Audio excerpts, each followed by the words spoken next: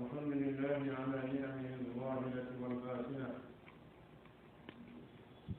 ولا نحصي نعمه ولا نستطيع الوفاء بشكرها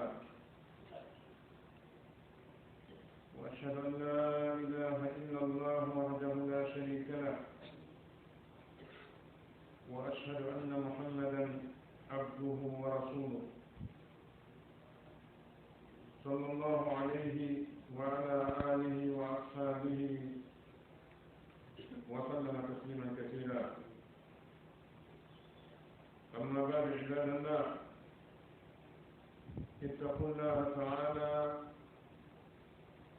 واذكروا نعمة الله عليكم وقيدوها بشكرها، فإن الله لم يكن مغيرا نعمة أنعمها على قوم حتى يغيرها بأنفسهم، وما بكم من نعمة فمن الله، إن نعم الله علينا كثيرة جدا، وأجل هذه النعم نعمة الهداية إلى الإسلام ونعمة الخلق كما قال تعالى: وهو الذي أنشأ لكم السمع والأبصار والأفئدة قليلا ما تشكرون. ونعمة الصحة في الأبدان ونعمة الفراغ والأمن، وإن تعدوا نعمة الله لا تحصوها. ولكن بماذا قابلنا هذه النعم؟ هل أدينا شكرها؟ هل أعطنا حقها؟ إن نعم الله إذا شكرت قرت وزادت، وإذ تأذن ربكم لئن شكرتم لأزيدنكم وإن لم تشكر كان بين أمرين، إما أن تصبر في الحال أو تبقى استدراجا. إيتي الله سبحانه وتعالى تبدو إن ووجني ويمري إن كلك مؤثر من وني مودم ورنتني إن كلك لور من وني مودم. ويتمكن الله سبحانه وتعالى يدعي نعمة مكة feeñuɗi e suuɗiɗi e wawata limude nemaji makko ɗin kanko Allah subhanahu wa ta'ala. en hattanta kadi jarnugol mo nemaji makko ɗin no hanniri noon. ito seedo ala reweteɗo e goonga sowona Allah subhanahu wa ta'ala gooto. ito seedo nelaɗo meɗen Muhammad sallallahu alayhi wa sallam ko jiyaɗo makko wona katoɗo makko, ko nulaɗo makko mo o suɓi o nuli yo ɓanginan en ko honɗum kanko Allah subhanahu wa ta'ala o yiɗi en waɗu, ko honɗum woni ko rentinen e muɗum. no toromo kanko Allah subhanahu wa ta'ala yo juule nelaɗo e ɓeyngune maɓɓe nden e sahabaɓe maɓɓe ɓen o hisnaɓe ɓaawo ɗum jiyaɓe Allah woni Allah subhanahu wa ta'ala. no jeeya e ko neɗɗo haani hulirde Allah annditugol ɗi nemaji Allah subhanahu wa ta'ala wonɗi e hoore maɗa, humira ɗi jarnugol Allah e dow majji. nemaji Allah ɗin e hoore ɓiɗɗo adama on no ɗuuɗi. kanko subhanahu wa ta'ala daiman o andintinayi en yoga e majji, fiiwata en welsindo, fiiwata en dullu.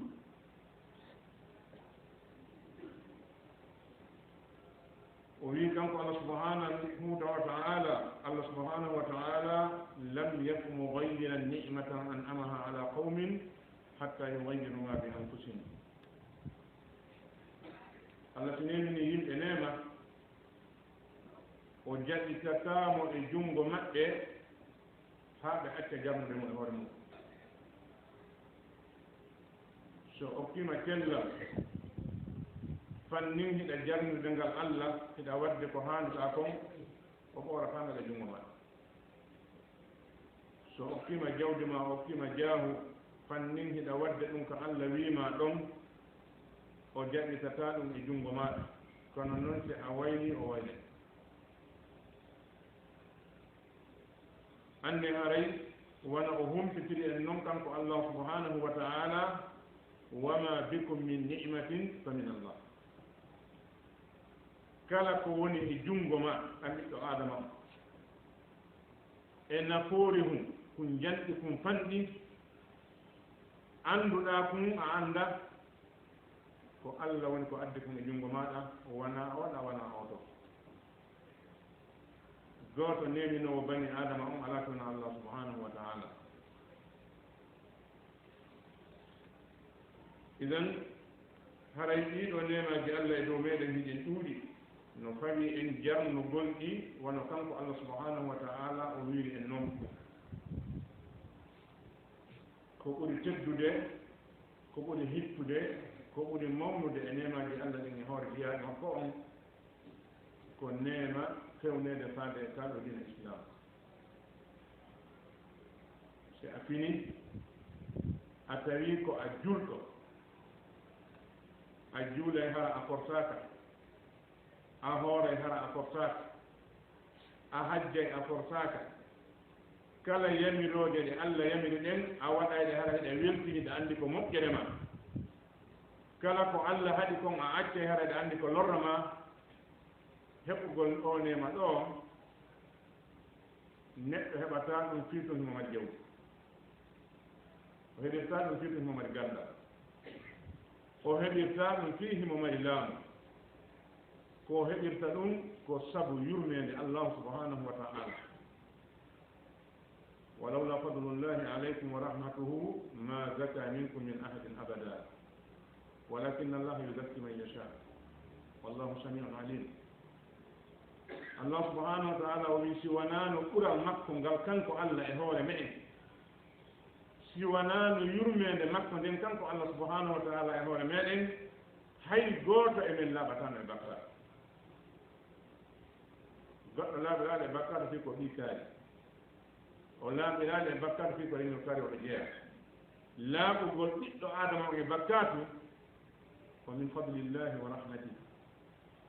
ko ɓural Allah himo babara ɗum mo faala o himo okka neɗɗo gandal o ɗawa mo peewa o okka mo jawdi o ɗawa mo peewa o okka neɗɗo jaahu o ɗawa mo peewa o ɗawe ma ɗin ɗum fof o okke peewa idan si a yii hoore maɗa ko Allah wima koye ya waɗu hiɗa jaɓi hiɗa waɗude ko wima koye ya accu hiɗa accude jaɓu Allah no moƴƴi e ma ɓurta ɓore nden fof si Allah moƴƴike maɗa ko no a watta koye a irnitanomo neno makko on jarnamo e hoore mum ɗimmum e nemaji makko ɗin kanko Allah subhanahu wa ta'ala e hoore meɗen ko nema tagugol en woodina en e hoore ndiɗo leydi waɗana en ɗiɗo piiji ɗi tawata haysi hiɗa wooda so a alaaɗi hara fof samara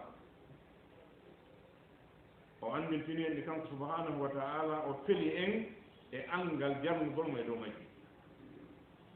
o wi huwa alladi ansha'a lakum as-sam'a wal absara wal af'idata qalilan ma tashkurun ko kanko Allah sincani on hari o mala ko kanko moƴƴinani on ko kanko tagani on nanɗe koye ɗon nanira o waɗani on gite koye ɗo yi'ira o waɗani on ɓerɗe ko faamiron kono no fanɗi ko wonɗon kon e jarnudemo kanko Allah subhanahu wa ta'ala e dow ɗiɗo nemaji neɗɗo no wawi immade o daro o yaha o nana o yi'a o faama o inna ala e makko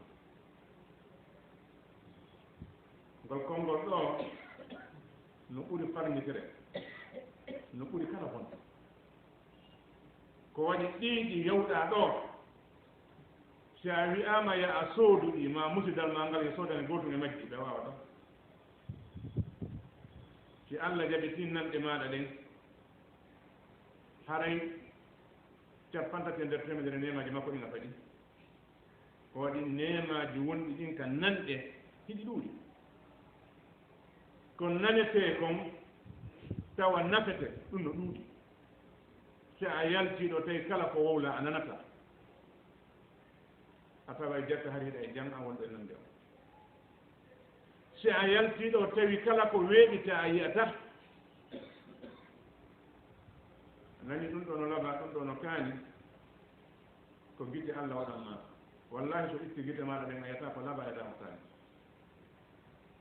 suudu ko ndu laaɓa o coñcol ko ngol laaɓa o otowal ko ngal foti o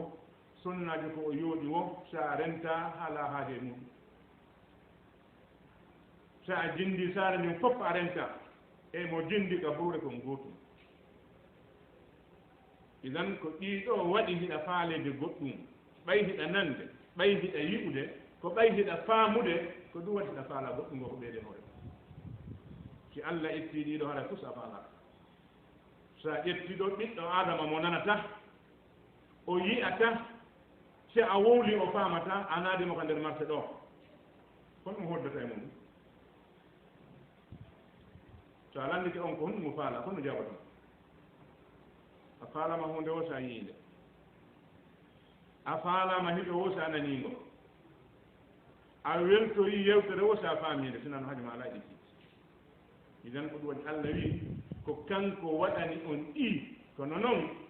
no fanɗi ko wonɗon mo kon e jarnude dow majji idan nemaji Allah ni subhanahu wa ta'ala e hoore men no ɗuuɗi no jeeya e majji nema kellal ɓanndu ndu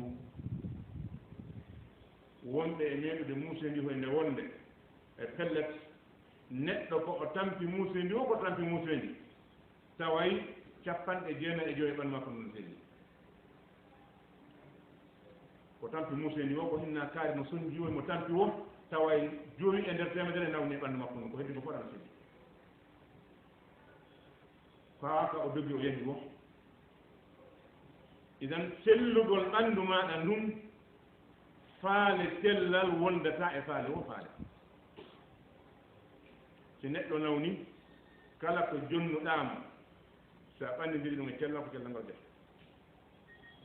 bal si neɗɗo nawni o mara ko faala hay fus siwna yo sellu o ala haaje suudu makko ndu o ala haaje sonnajo makko on o ala haaje place makko on o mara haaje musidal makko ngal ko mari haaje o ko so heɓa cellal idan ngal cellal ngal jogiɗa ɗon a soodangal hiɗa datmitorde ngal ko welma kon fof ko ɓaygal no woodi si ngal ala kala ko jonnoɗa haray wela idan wona ñameteji ɗi weeli cellal ngal welni so a jonnimo sella ñamete haysi ko ñamete moƴƴinaɗo façon hombode o yettama ñamete o wela ya fotti jata ko welnata ñamete ɗum konko e ma woni wona ñamete idan ngal cellal ɓanndu ma ngal jogiɗa ɗo a yettanal ngal hay mbuuɗo so a ronki wi jarnude Allah en ɗum ɗo a yewi ɗum ɗo a waɗi an Allah faalaka moƴƴade ma Allah moƴƴaki e maɗa Allah no yejjudi fima an a anda kon ɗum waɗɗa Allah hara e dalila on ɗo idan ko wonno noon kadi neema ko wiyete kon alfarag wongol ma nde faalaɗa o a naata e nde faalaɗa o a yalta e nde faalaɗa o a yaha e nde faalaɗa o a ara ɗum si iwi e junngo bani adama o faalata ko goɗɗum gosionaɗo yehi hama ko ba tawi so a yaha hogo ko sa duminanama so a ñaamay ko si a duminanama si a waanoto ko si a duminanama si a loototo ko si a duminanama a tawa jatta hariɗa e nema idan ɗi nemaji Allah ɗo a wowlata ha gayna ko yaha ha wiya ko Allah wi kon wa in ta'uddu ni'matallahi la tuhsuha so on continue maji Allah ɗin on konta e haron kon o wawata wadde total ɗinon ko jeli al ihsa ko waɗugol total o ko ɓooyiɗa kontude wiide Allah waɗani en ɗum waɗani en ɗum waɗani en ɗum waɗani en ɗum a kontata ha hawtinireɓe ko Allah waɗani en temedere ma waɗani en ɗo idan nemaji Allah ɗin no ɗuuɗi e hoore meɗen no haani ye en jarnumo ye en yettumo ye en weltanomo annde won pellet sino woodi ko ɗawma ko hokkuma kono ɓuri ɗuuɗude sino woodi ko itte junngo ma ko acce juuɗe ma ko ɓuri ɗuuɗude haray neɗɗo kala no haani hasbude hoore muɗum o darta hoore makko ene ko honɗum o woni e jakkorde ɗi nemaji Allah wonde arduɗum o ndinoyɗi ndi wonɗa yaade hoore mum na weɗɗitini o jemma mo wonɗa naatade foto e muɗum na a moƴƴini o ñallal ngal wonɗa yalde mum yaha ɗaɓɓere ngal na a moƴƴini ngal ɗum ɗo fof ko nemaji ɗi Allah waɗi fiya a wuuro an bani adama o mara haaju e mum o mara haaju e jemma o mara haaju e ñalorma o mara haaju e lewru o mara haaju e nangue o mara haaju e niwre o mara haaju e leydi kanko subhanahu wa taala ko waɗi ɗi piiji ko fii bani adama inen so tawi a yaaɓi ɗiɗo fof a jarnaali Allah subhanahu wa taala yettutamo e hoore muɗum haray a falji idan haray no haani ndaaren ɗi nemaji Allah ɗo ko honɗum jaɓɓorɗen est ce que en jarni Allah subhanahu wa taala hoore majji est ce que en anndi ko honɗum woni haqqe Allah on e ɗi ɗo ko waɗi bani adama Allah no waɗani e miseɗen fof no faamiren ɗiɗi e hoore ko jeyi en kon himo jeyni en piiji iɗen anndi mo kala meɗen ko honɗum woni ñaawore makko ndin e ko o jeyi ko so a ƴetti goɗɗo a naadi ka ngesa ma a ƴetti goɗɗo a naadi ka wuro ma a naadimo ka place ma a wi ko ɗum ɗo waɗete ga ɗum ɗo watta ko wi ko wiiɗa ko ngo watta ko wiiɗa watta ko ngol watta nde anndi ñaawore ma nden ko honɗum haysi ko honɗum ma o wonta nder ɗon kam ɓiɗɗo ma ɗo ka keeti ma on so a joƴƴima ko fotkima a wi ɗum ɗo ko sanfan o yeyete o yeey 50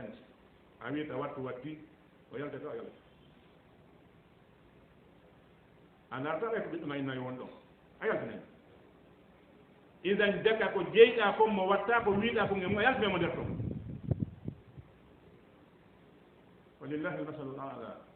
Allah nandintintake yimɓe ɓen kono ko ga ñaaweten no faamiren kono ga so a wonta e nemaji Allah ɗi ɗum waɗa kammo makko ngu wona e hoore leydi makko ndi ñamete makko on foofa henndu makko ndun ko wima o a watta ko haɗuma o accata inna wonage wawata wonde inna allaha lam yakun mughayyiran ni'matan an'amaha ala qawmin hatta yughayyiru ma bi anfusihim nemaji Allah ɗi si ɗi jarnama ɗi ñiiɓay ɗi ɓeydo Allah subhanahu wa ta'ala o humpiti en no wi wa id ta'azzana rabbukum la in shakartum la azidannakum joomi mon humpiti on o andini on si on jarnimo e hoore nemaji ɗo nemini on ɗin o ɓeyde wala in kafartum inna azabi la shadid kono noon si on dulli on ƴetti ko Allah waɗani on gon fof on yaaɓi o wi Allah waɗana on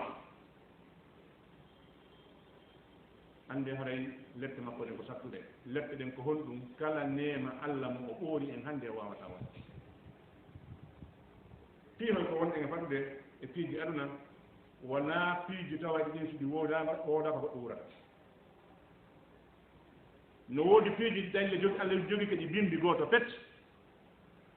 ɗen fof en heɗoni ɗen si weetiɗo ɗange yaltaani hana hannde kadi gooto na chef gooto na patron gooto na karama kooƴe fof woni e gore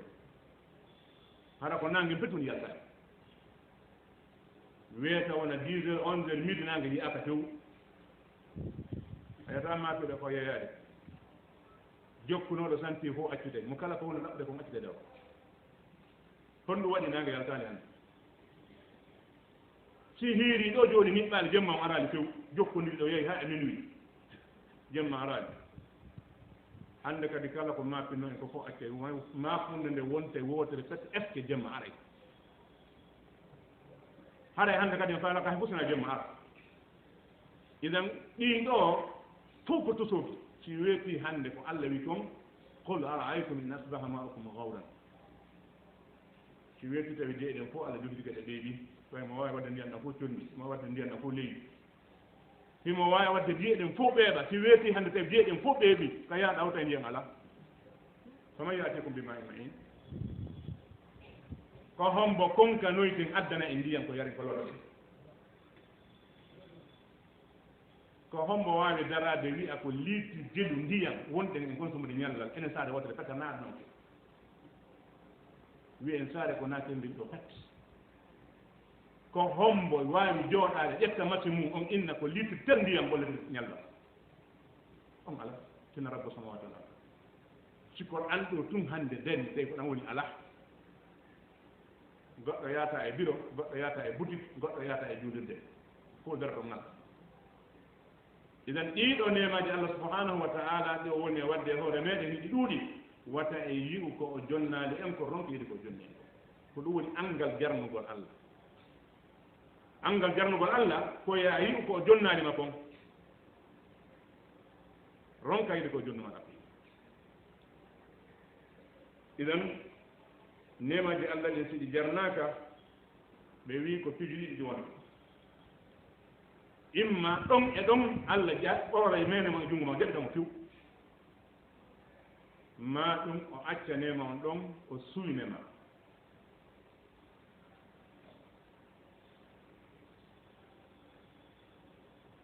nam nimatallahi ida baqiyat biyadi kafirin aw fajirin aw munafiq innama tabqa istidrajan lahum liyaftahu biha wa yazdadu biha ithman qala taala أيحسبون أن ما نمدهم به من مال وبنين نسارع لهم في الخيرات بل لا يشعرون لأنهم بدلوا نعمة الله كفرا وأهلوا قومهم دار البوار جهنم يصلونها وبئس القرار ذلك غاية ما تمناه إبليس نعمة الذين سيدي لوتي الجنغو نتو كيفير ما دي وني الجنغو نتو فبتو بكات ما نتو نافي إيجو كودي هدي الجنغو مكو كسوينو غولمو fiijo o hoditoro konko woni junngo makko o sikka gasi o ɓeydora ɗum ɗon bakkaɗo allah subhanahu wa taala wi e ɓe heetaraɓe sikku ɓe yimɓe wonɓe yeddude allah sikku ko komin woni ɓe ɓeydande e jawle min ɓeydanaɓe ɓiɓɓe ko yaccinalngol ɓe moƴƴere o wi ɓe faamaji si neɗɗo no yeddude allah subhanahu wa taala ko o wiima ta mimu wo ko ɗum ñallata e mum ko o wiima ta yahu wo ko ɗon ñirata si a waɗi noon hiɗa ñaamude yara hiɗa jinda hiɗa selli anndu ko istidraji allah suynete woni ñande o nanngo ma woni sewata idan ɓeeɗo yimɓe woɓe ni ko ɓeeɗo ƴettineema allah on wattiti honɗum yeddugol mo yeddineema allah subahanahu wa taala ɓe naadi yimɓe maɓɓe ɗen galle halsare ɗulle ko jahannam nokku mo tawata ala nokku bonɗo wonnude hewti ɗon wongol noon yettaali ɗiɗo nemaji allah jarnaali ɗi iblisa ko ɗum ɗo woni objectif makko ko junata ɗum haaji makko ala ñande woyɗa hooriɗa tutta haaji iblis ala haaju makko ɗum fof ko honɗum koko wino allah kon subahanahu wa taala ñande nde allah winomo yaltu e nder yurmede ande gila ɗo mi raɗi kema o fewti allah o wi anzirni ila yawmi yubatun allah ne torikema accanan mi wuura ha ñande immuta honɗumo ɗaɓɓiri ɗum himo andi ko honɗumo faala allah wi mi accanima ha ñande guuto kon ngal mutti ha ñande ma eten kanko ko landino ko ha ñande immuta allah wi ñande ma yette nden ko nde ñande maccuma hande ñande ɓayni mo andi si allah foddi firtata ko honɗumo dari o wi fa bima agwaytani la aqulanna lahum sirataka la mustaqimina allah ɓay tum a majjinilan a waɗilan ni a jonnilan garanti wurgol komi wuuri kon fof mi jooɗanto ɓiɓɓe adama ɓellawol peewal ngal la aqudanna lahum sirataka mustaqim ثم لآتينهم من بين أيديهم ومن خلفهم وعن أيمانهم وعن شمائلهم mi jooɗantoɓe yeeso mi ardanaɓe yeeso mi ardanaɓe ɓaawo mi ardanaɓe nano mi ardanaɓe ñaamo iwrangol ɓe ñaamo ko sakkagol ɓe e diina kan iwrangol ɓe nano ko tuɗangol ɓe meere nden iwrangol ɓe ɓaawo ko tuɗangol ɓe aduna tawa wakkilare makko ba on fof ko fi aduna o muɗɗi goɗɗo jannga gilande ma ñande o naada l'école maternelle haa o heɓa professeur wona professeur mo wona docteur tawa o annda ko holno o salli ko o annda ko holno o juulirta o annda ko honɗum daji o annda ko honɗum armi ngii dongi gandal ko ronndi ɗo fof nafata oɗo iblisa iranimo ɓaawo hollimo hunde wonatna aduna ɓaawo wadda fus ala mi iwraneɓe yeeso mi sakkoɓe fii lakara gooto mijjota ko fii taw a jokkay ɗo makko ma wuuri ɗo yamgodon ɗo ha ƴetta mokka e mbullaade yalta ka dambo ƴetta téléphone makko fuɗɗora programme makko ko hay anditugol fii makko du'anomo no fandi waɗa o neɗɗo o yangodino ha neeɗi o maayi a sororimo arti ñande goo jooɗo a miijotoɗa alhaali makko ko honno tundude o mal no ka o mal kisan o heɓuno moƴƴere ka ko boni o heɓuno o no ɓitti toon ɗo ka o ɓittaki ɗum maafine matoɗa e allah muññemo yo allah yaafomo no fanɗi waɗa wo ɗum fi hon ɗum ko iblisa wino kon mo sakki yeeso toon mo dari ko laawol miijo neɗɗo yarata idan ɗum ɗum fof ko ɓuri huɓɓinaade kon koko watti yeeso ɗon kon wala tajidu aksarahum shakirin ɓe aroye kamma yawmal qiyama a tawa e ɓurɓe ɗurude maɓɓe ɓen nemaji maɗi ɓe yaade ka leydi hiɓe waɗi a waɗanaɓe hay pus hiɓe waɗi a moƴƴaki e maɓɓe ɓe jannama e hoore nemaji maɗi idan hara bani adama on mo hani jarnude allah subhanahu wa ta'ala o yettamo o anda allah no moƴƴi e makko kala mo o woni hay simo waali ko labtani allah no moƴƴi e makko hay simo ko kas allah no moƴƴi e makko hay simo feeti mbo jinnude ko tawa allah no moƴƴi e makko wona fi neɗɗo huuɗo selli wonɗo e yaasi mo yahana e hoore makko artana hoore makko piiji makko ɗi hoɗana e hoore makko oɗo no hani wiide alhamdulillahi leydi sa'i kala ko waɗi allah no timminani mo piiji ɗin fuu konko ala e junngo ma ɗon no e nder ko woni e junngo ma kon no wawi wa sentire ndi e nder maayo aqulu ma samitum wa astaghfirullaha fastaghfiruhu innahu huwal ghafurur rahim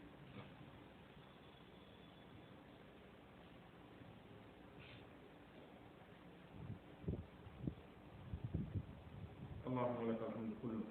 ولك الشكر كله علانيته وسره فأهلا أنت أن تحمد وأهلا أنت أن تؤبد نعم عباد الله فالشكر سر دوام النعم وبقائها ومن ألهم الشكر لم يلهم الزيادة ولذلك فإن منزلة الشكر كان من أعلى المنازل عند الله تعالى ولأهمية هذا الخلق في حياة الخلق تباينت مقالة أهل العلم رحمهم الله في تعريف الشكر ومن أحسن ما قيل فيه ما قاله ذنون المصري قال الشكر لمن فوقك بالطاعة ولنذيرك بالمكافأة ولمن دونك بالإحسان إليه وقال الإمام القرطبي رحمه الله وحقيقة الشكر الاعتراف بالنعمة للمنعم وألا يشرفها في غير ذاته يجزي الله سبحانه وتعالى إن جرنا ترم الدوم النعمة لمكة من هو الملك يعرفك إن يتقل النعمة لمكة من الله سبحانه وتعالى yettugol nemaji allah ɗin ko ɗum ɗo woni gunndo yo nema on duuma e junngo ma siɗa faala ko honɗum woni secret waɗowo haa moƴƴere wonde junngo ma ɗen nde duumo nde lutta ko jarnugol allah mo jarni allah subhanahu wa ta'ala o ɗawataake ɓeydaneede ko ɗum waɗi ko wiyete jarnugol allah kon ala e dewe ɗen ko mawni ko allahu subhanahu wa ta'ala hewti ɗum ɗo ko ɗum waɗi seydna oumar radiallahu anhu wa ardahu o wi si tawno hara muñal e jarnugol allah ko gelooɗi ɗiɗi wonno o haajatanoki ko hoore hombo ɓe honɗum o faandi neɗɗo a wawata wonde fina goto yimmiɗɗo imma a heeɓi ko hawranama woni waajibi e hoore ma koye muñ a heeɓi ko weltimma woni waajibi e hoore ma koye jarno allah ɗiɗo ɗiɗi kala ko waɗɗa koye jaam wonɗa heɓuɗo ko faala jarni allah faɗuɗo ko faala muññi ɓeɗo ɗiɗo fof yimɓe moƴƴuɓe ko ɓuri moƴƴuɓe maɓɓe ko ɓurɗo hunde allah o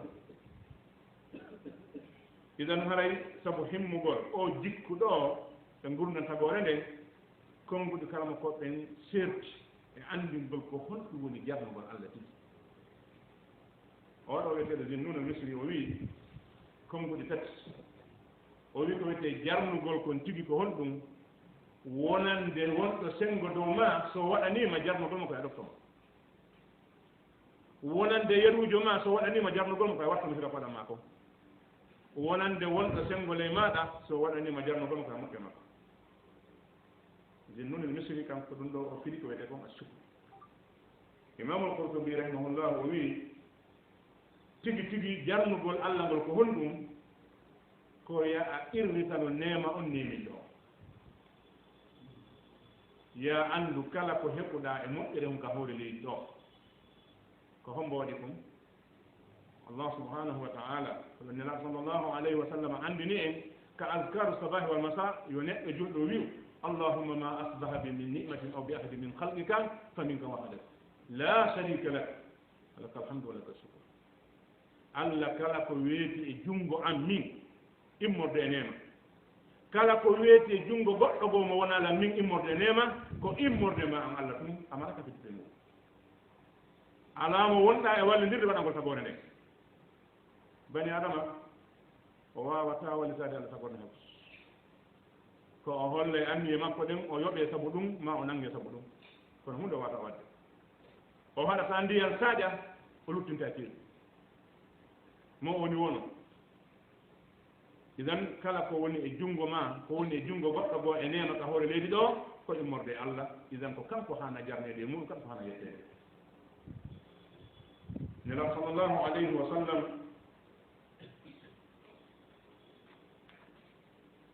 en andi no jeeyano e jikkuji maɓɓe ɗin heewugol daragol juula kamɓe nelaɗo sallllahu alayhi wa sallam ha ñande goɗɗo goo wiɓe nelaɗo on tampini hoore makko hiɗon darade juula ha tundaje mon ɗe wutto ha koyɗe mon ɗe ɓuuta ani Allah wi o yaafani ken ko feƴƴi kon e bakkatuji mum ko arata kon on fowtinta hoore mum nelaɗo maati afala akunu abdan shakura emin mi wonata jiyaɗo heewɗo jarnugol Allah subhanahu wa ta'ala ko ɗo waɗi kalama koɓe wi ka suratu isra Allah subhanahu wa ta'ala wi ɗon zurriyata man hamalna ma'a nuhin innahu kana abdan shakura o zurriya ɗo ko nida kono onon yo ɓeyngule ɓeɓe min rondino wondude e nuhu ka laana woton kafiɗo Allah e goɗɗum de sabu ko kafiɗuɓe Allah ɓen halka rewe Allah tun jarnomo ñentine nuhu wonno sabu haɗata ɗon on sabu nuhu ko jiyaɗo jarnuɗo Allah innahu kana abdan shakura nelaɗo sallllahu alayhi wa sallam ɓe ñande goo ɓe nangono Mu'az bun Jabal radiyallahu anhu wa ardah ɓewi ya Mu'az wallahi inni la uhibbuk e Mu'az wallahi mi woni Allah miɗo yiɗuma ala martaba ka hoore leydi ɗo ɓurɗo o kala ko heɓuɗa ka hoore leydi ɗo heɓata ɓuri ɗum ɗo nenaɗo fewta neɗɗo ɓeynna kaari mi wondi Allah miɗo yiɗuma Mu'az heɓu wele ndu heɓu geɓal ɓe wi mi torikema la tada anna dubura kulli salat an taqula allahumma a'inni ala zikrika wa shukrika wa husni ibadati ɓay noon miɗo yiɗuma mi yamirima kala nde juuluɗa wata a ronku wiide ɗi konnguɗi ɗo Allah mi torikema walla mi wona jantotoɗo inde maɗa Allah mi torikema walla mi jarnema e hoore nemaji maɗa ɗi Allah mi torikema walla mi rewama dewal no moƴƴiri si neɗɗo heeɓi ɗiɗo tati haɗa ala ko heddi jomu makko heɓa sa a faɗɗi ko woni ko adna kon fuu a heeɓi ɗum arayde ko a woni neɗɗo jantotoɗo Allah a woni neɗɗo jarnowo Allah subhanahu wa ta'ala a woni neɗɗo rewirowo Allah no moƴƴiri ɓay rewgol Allah ngol ko feere rewirgol Allah no moƴƴirgol no feere nelaɗo sallllahu alayhi wa sallam ɓe ɓanginani en martaba ɓurɗo towde ko islam ɓaawa tugale islamu ɗen joyi ɓaawa tugale iman ɗen jeego martaba ɓurɗo towde ko honɗum waɗi hisan ko moƴƴingol julde ne golle hara nde moƴƴaani goɗɗo no hono ara porka moƴƴaani goɗɗo no ita sadaka hara sadaka o moƴƴaani kala golle ɗe golluɗa si ihsanu naatani e majje ɗe nafatama yomal qiyama ɗum waɗi nelaɗo makanimo yo wi Allah ɗiɗo tati walla mi jantoma walla mi jarnema walla mi rewirema no moƴƴiri jaka si Allah wallanima wata wadde نجيا إدوا جواب كان صلى الله عليه وسلم اللهم اجعلني ذكارا لك شكارا لك الله متنك ما ودان هيو جانتا غولما ودان هيو جارنا غولما إذا نيت سي ونا الجنة الله سبحانه وتعالى سأمي ديك وندما الله يدا ما الله مجاكي ما أي هو لك وأنا ما كن فو سندو جنة لما هيكون نتا غولما ودما كهول دو الله ما تيجي فوفنا هان جنة الله سبحانه وتعالى سنت دولني الله يو عنده بيردي دون نونكو جيكو متواتا هانده مساكتي جيكو متواتا هانده مساكتي نت لما فتتا هانده الحمد لله نو مرسو برناندي نو دي woytaade ji so ɗuuɗi ko hombo wonɗaa woytaade wullitagol yimɓe ɓen ko Allah wonaa ella kono wullitagol Allah ka yimɓe ɓen ko masibo noon ربنا تقبل منا انك انت السميع العليم وتب علينا انك انت التواب الرحيم اللهم ارنا الحق حقا وارزقنا اتباعه وارنا الباطل باطلا وارزقنا اجتنابه برحمتك يا ارحم الراحمين اللهم حبب الينا الايمان وزينه في قلوبنا وكره الينا الكفر والفسوق والعصيان واجعلنا اللهم من الراشدين برحمتك يا ارحم الراحمين اللهم اجعلنا هادنا مهتدين غير ضالين ولا مضلين سلما لأوليائك أهوال أعدائك نحب بحبك من أحبك ونعادي بأدبك من خالفك برحمتك يا أرحم الراحمين اللهم إنا نسألك من الخير كله عاجله وعاجله ما علمنا منه وما لم نعلم ونعوذ بك اللهم من الشر كله عاجله وعاجله ما علمنا منه وما لم نعلم ونسألك اللهم الجنة وما قرب إليها من قول وعمل ونعوذ بك من النار وما قرب إليها من قول وعمل اللهم إنا نعوذ بك من شر كل ذي شر اللهم إنا نعوذ بك من شر كل ذي شر اللهم إنا نعوذ بك من شر كل ذي شر حسبنا الله ونعم الوكيل سبحان ربك رب